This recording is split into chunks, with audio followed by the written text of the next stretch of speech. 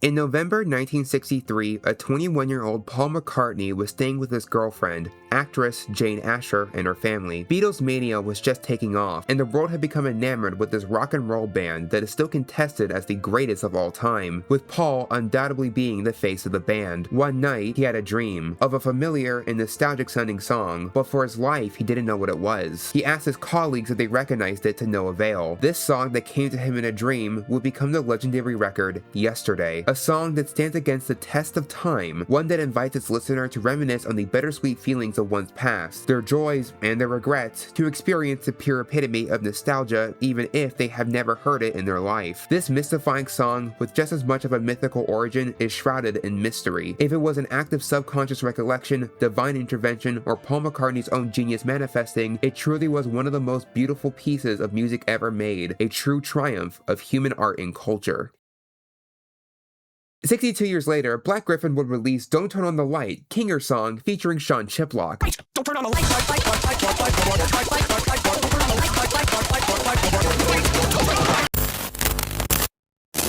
On February 2nd, 1990, the clouds in the skies parted as God would bless us with Gabriel C. Brown. The C in his middle name means, for the record, I don't need consent. Gabe was a kid of relatively many passions, specifically performing, singing, and entertaining, to which there was no other place for a young talent at that time than YouTube. Gabe has been posting since 2007 on his BlackGryph0n YouTube channel, opening it up when he was 18 years old. It's unfortunate that his channel is now too old for him to date. Obviously, since there's nothing much in the way of actual opportunities on YouTube as a platform other than maybe getting a viral clip, Gabe will take the next logical step and enlist in the US Navy in hopes of becoming an aircrew rescue swimmer on top of qualifying for the Navy SEALs. Honestly, it checks out. What would you do if you saw this guy threaten your child for just trying to play soccer in the street? He ultimately wouldn't qualify for either after breaking his leg in a skydiving accident and would instead settle for gunner's mate and would be stationed in Japan for 3 years. This is when he would join the Navy Choir, which is something we should totally spend our tax dollars on. Okay, so this is when the normal part of the video ends. I was gonna do something dramatic where I dropped a shoe later down the line, but this guy has got himself raveled up in so much shit specifically during this exact stretch of time that I just cannot ignore it. So here we go. Gabe has had a long and notorious repeated history of inappropriate relationships with underage girls since he was 20 years old. And if we are going to make light of his shitty music, I at least need some justifiable outlet to place my hatred. I'm a commentator, not a monster. Anyway, this guy is weird. He likes little girls. Ew. In my opinion. I gotta be really careful with what I say. Gabe has used legal pressures to silence accusations before, and he is very trigger happy with the YouTube Content ID system apparently. So I gotta say, everything I'm saying here is my opinion based on the collection of information gathered about BlackGryph0n over the years. The conclusions that I make here are not meant to be slander or defamation, as I'm using publicly available information that anyone can access. At this time, Gabe would be communicating with a 14-year-old girl on DeviantArt, screen named Jai Lim, who was a traveling photographer currently studying in China.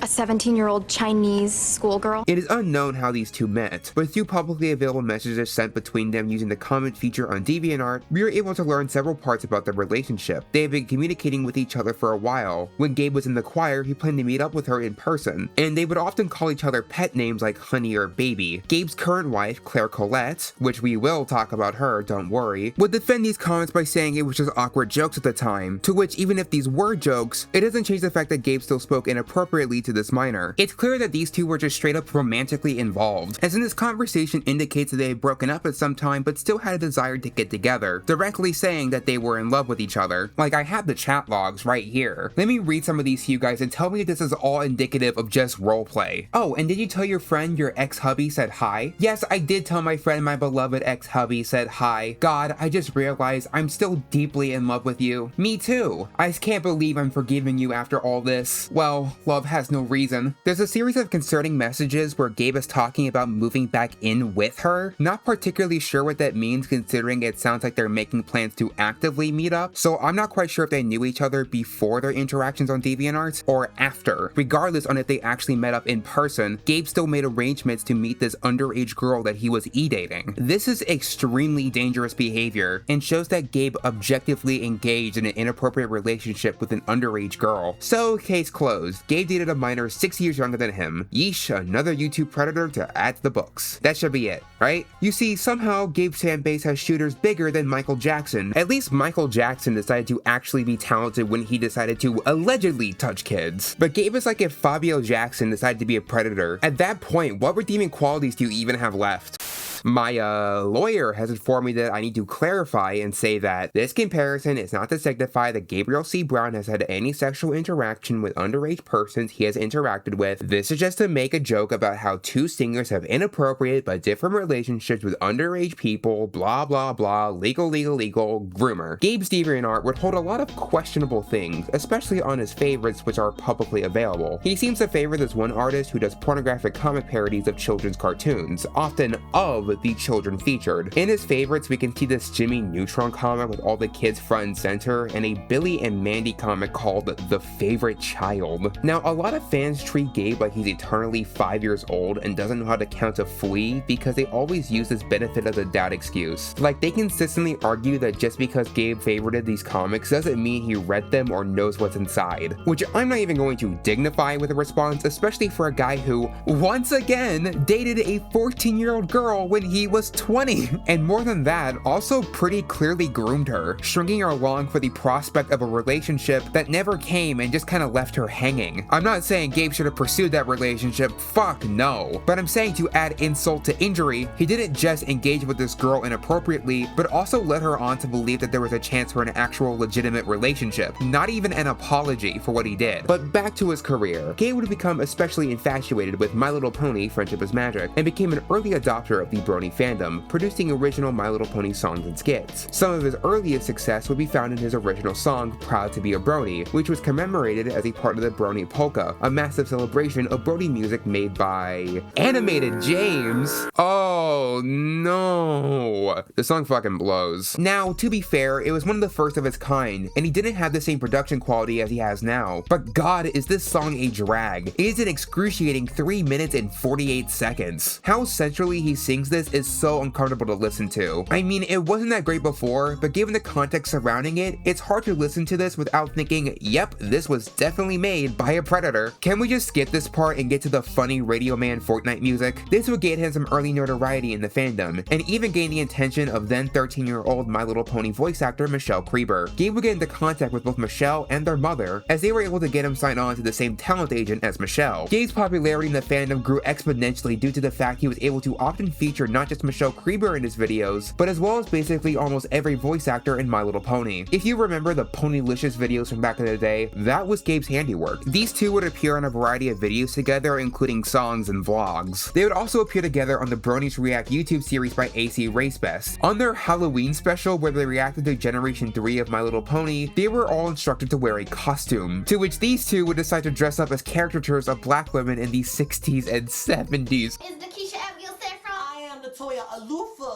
Oh no. Gabe, your name is BlackGryph0n, but you aren't actually black, you are white as hell. Besides from the lack of blackface, how different is this from minstrel shows? Probably the most notable collaboration he did with Michelle Creeber at the time was a cover of Michael Jackson's Beat It, featuring an animated music video by, once again, Animated James. This video included cameos from other notable bronies such as Digibro and Fluffle Mixer. I do not think there is a more ironic sentence in the world than what I just said. A song written by a predator, covered by a predator, animated by a predator, and cameoing predators, all while the song is co-sung by a minor. James, why are there sexy pinups in the background? Michelle is going to watch this video. This is just softcore porn. James, there's a minor who contributed to this video. Ink Rose is here too. There are two minors. There are two minors in this video. This song has a fucking awful, just vile dubstep break in the cover.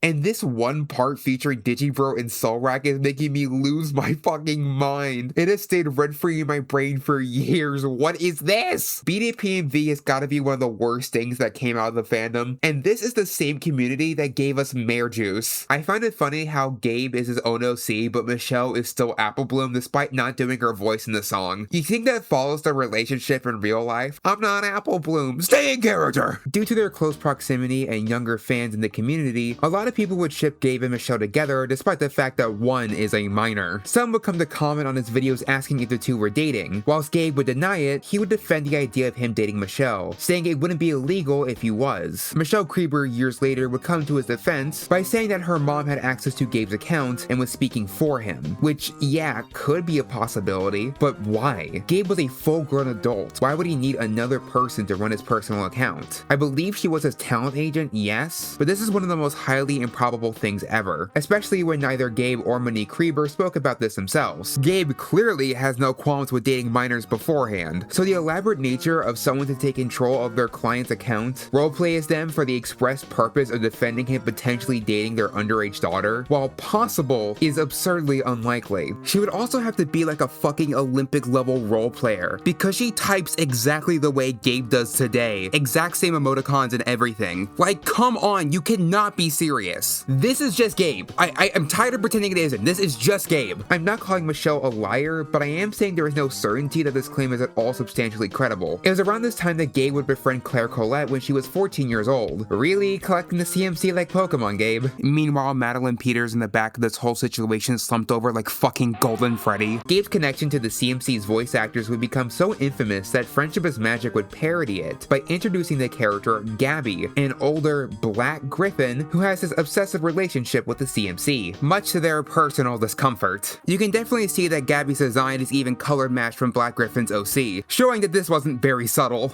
Ed Valentine, you fucking knew, didn't you? Anyway, much like Michelle, they would collaborate on a couple of occasions, and Gabe would even appear alongside her as a guest of honor at conventions, instead of a community guest for some reason. I mean, he was a vocalist on My Little Pony with no real major significance, but I guess it's enough to be a guest of honor. Hey, my uncle's cousin's second wife was once a janitor at DHX, can I be a guest of honor? The two would become fast friends, and apparently, Claire would have a not-so-secret crush on Gabe for a number of years. Now, a normal adult might see this and have to take a step back and renegotiate the terms of their relationship with these young girls, but Gabe at most would just let her down easy, but still teased her and was quite coy about it. Well, at least if he doesn't lead her on and have the relationship develop into something serious, then maybe it was just an awkward blunder at most. They started dating in 2019 and got married in 2022. When the news first broke of this 9-year age gap between them, as well as their earlier history, Gabe would come to defend this by saying they weren't friends until 2020. Not only did Gabe himself say he started dating Claire in 2019, there is a trail of conversations to signify that these two were friends for years. Between public tweets, conventions, meetings, to say that they were only friends until 2020, somehow a year only after they started dating, is an immaculate lie. I can't help but think of how ridiculous it is to be friends with somebody and only marry them 2 years later. Now, I understand that Claire in particular is pretty standoffish about the situation, and I'm not here to pull her into this, especially when Claire expressed that a part of marrying Gabe was to get away from her abusive home life. But I don't think that negates the fact that Gabe's relationship is still not ethically acceptable, especially for his track record. As someone who thinks that Claire is a victim, I'm going to respect her privacy and not try to coax her for answers like a certain somebody. If you, like me, think Claire was a victim of grooming or at least in the company of somebody who was a danger to children, then you would know that the end goal of grooming is to convince its victim they haven't been groomed. I don't expect Claire to wake up one day and go, oh my god, I'm a victim, and divorce Gabe. No, that is incredibly parasocial. I can only hope they're able to develop a healthy relationship despite the morally dubious circumstances that got them there. That said, it still doesn't excuse Gabe's actions. Gabe just can't stop talking to minors. Before Gabe officially began dating Claire, he had opened a public Snapchat so he could talk to fans. Ooh, yikes. This isn't inherently illegal, but opening up a forum to have private messages with fans on a platform designed to have only temporary messages is a red flag. And wouldn't you know it, a video would come out showing that Gabe did not seem to have any qualms with talking to high school fans. A lot of BlackGryph0n supporters and Claire would defend Gabe over his relationship with Lynn because he didn't take it to DMs, but choose to neglect the fact that he does in fact talk to minors in private messages here. I'm not saying that as an adult you are barred from talking to children. I just think there are specific contexts where that no longer becomes appropriate, especially if you have a previous inappropriate history with children. Like, I didn't really know where to naturally put this, but this is a photo Gabe posted where he pretended to kidnap Michelle Krieber. Like, a normal adult with a functioning brainstem would be able to recognize the implication here. This is a man that clearly has no boundaries when it comes to his relationship with children. Now, this next part of the story is very much wrapped up in allegations, but it was something I thought was worth mentioning. There have been multiple accusers who have stepped forward and claimed that Gabe had groomed them or sent them inappropriate messages when they were minors that have all gone ignored. But the only allegations Gabe took any action against was against the artist Destiny Doodles, who alleges that Gabe had groomed her when she was a minor, with Destiny explaining that at her age, she didn't have the foresight to save these logs. While this is an allegation with no actual proof other than lining up with Gabe's pattern of behavior, I choose to bring this up because out of everything, this is the only allegation Gabe took any legal action against, slapping her with a cease and desist. I find this to be super scummy and also suspicious as hell, as Gabe still refuses to talk about this and give his side. Even if there is no merit to these claims, why would he care about this one and not all the others? You can form your own opinions on it. It's in my opinion to believe Destiny, but I'm not going to hold it against you if you don't believe Destiny either, as there is no hard evidence, and the existence of action does not mean an admission of guilt. You see, Gabe? I can play fairly. To zoom back out and look at Gabe's career for a bit, I want to highlight how much of these controversies followed him in his professional life. In 2019, BlackGryph0n would be featured as a singing voice to Alastor for the Hazbin Hotel pilot. I feel like saying that sentence just opened a chamber of guff where all unborn human souls are unleashed onto our mortal coil as we become one massive primordial soup. This was probably the most successful project Gabe was ever on, totaling at 123 million views despite only being in the video for a sum total of 51 seconds. Would you believe me if I said he made this his entire personality? Gabe would create original Hazbin Hotel and Alastor songs like Insane, Thank You and Goodnight, Upside Down, and more. This dude milked his 51 seconds of fame as Alastor all for its worth. He even got Insane as an emote in Fortnite, which I unfortunately own. These songs forever cemented why electro swing is the worst, most white genre of music ever made.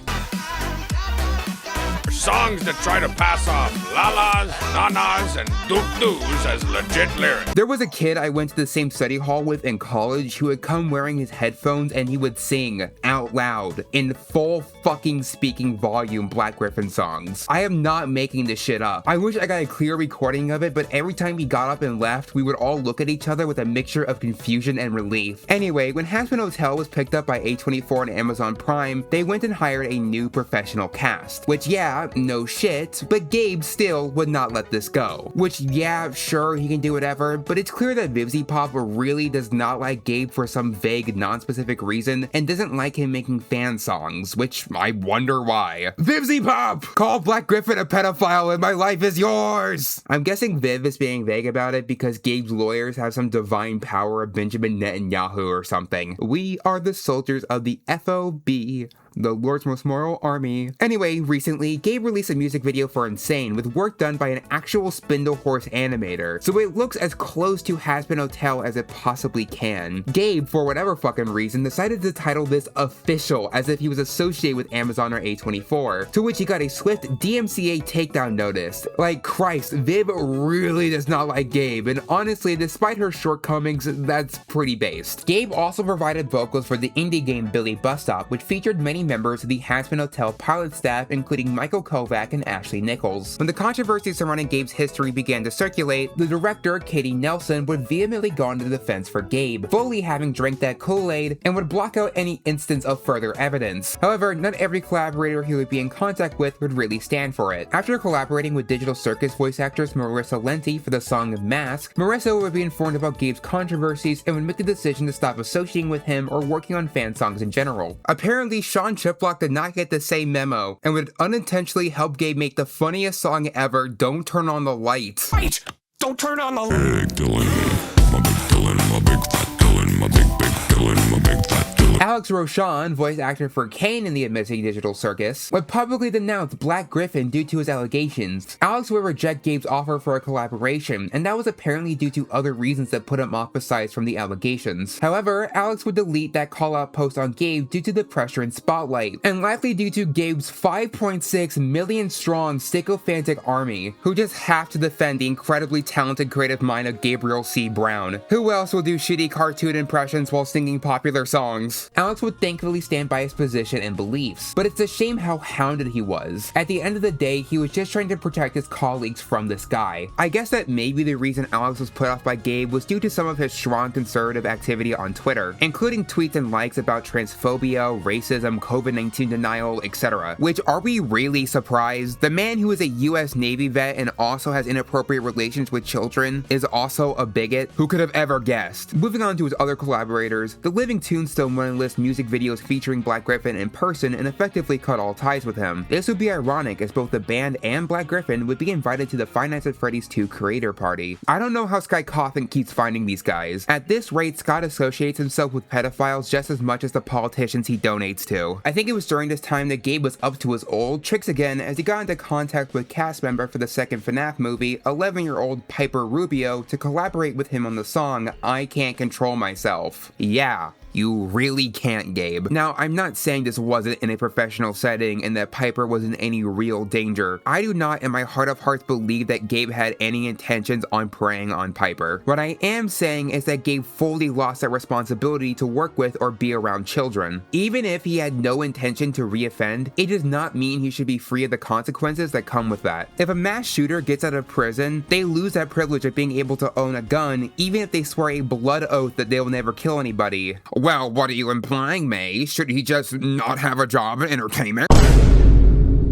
He obviously can still have a job and make a living for himself. He still deserves that right. But getting such privileges of the career he has is a reward. He cannot fully be trusted in such a field because we've seen what he can do with it. Call it deplatforming, I don't really care. But he is a legitimate danger regardless of his intentions. And it is in my opinion that any potential collaborators consider not working with Gabe because of his past actions. So with all that being said, what is there really left to talk about when it comes to Gabe? What value did his time on the internet give us? Well, what we have left is a lot, and I mean a lot, of shitty music. If it isn't clear by now, I do not like this man's work at all. Obviously, I'm being harsher on him because I think he's a pedophile. He may be a decent vocalist, but a writer he is not. It is so clear he's still trying to go for this mind-numbing noise pollution to be easily broken down into bytes for TikTok. Every single one of his current nerdcore songs sounds like it was made with the same scrutiny as a Mr. Beast video. This is a real prison, and me and the boys are gonna try to survive the next 50 hours. Wait, what do you mean he also collaborated with Mr. Beast? You can't keep getting away with it! I don't know how much of this is held down by the fact that these beats are fucking ass, bro. Your pancreas is mine.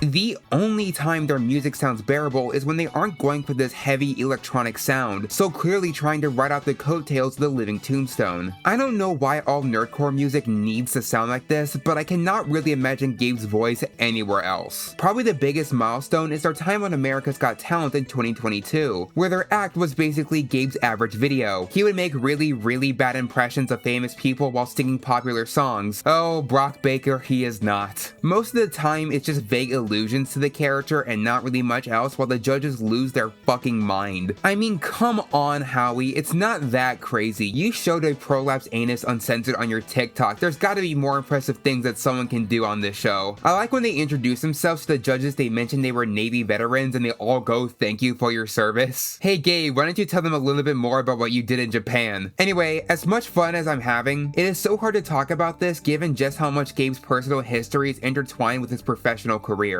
Gabe should be seen as an example of how people often use their position in the entertainment industry for nefarious purposes, and how little the industry at large does to protect children. It seems as if a lot of people are too scared to burn bridges to say anything. Even if given any other circumstance, it would be seen as detestable and morally irreprehensible. What I'm saying is, there really is no reason to defend Gabe. BlackGryph0n is at a point in his career where he's just too popular for pushback, and it seems like he will be defended forever by his cultivated audience of, children, who will grow up to think that this kind of behavior for an adult to have with a minor should be seen as inherently innocent. However, I'll never understand the legions of grown adults who will gladly take a bullet for Gabe even if they aren't his friends or fans or have anything to gain at all. If you thought I was being too harsh, I really don't give a shit. Beckett from Cope and Seed can burn in hell for the PR he's been doing for Gabe for all I care. Anyway, it seems like a spot is open on Brony's React Home Race Best. Come on, put me in, coach, I'm ready. I was briefly on my local news station when I was in 4th grade. That's gotta be as valuable as being a vocalist on FIM. Come on, please!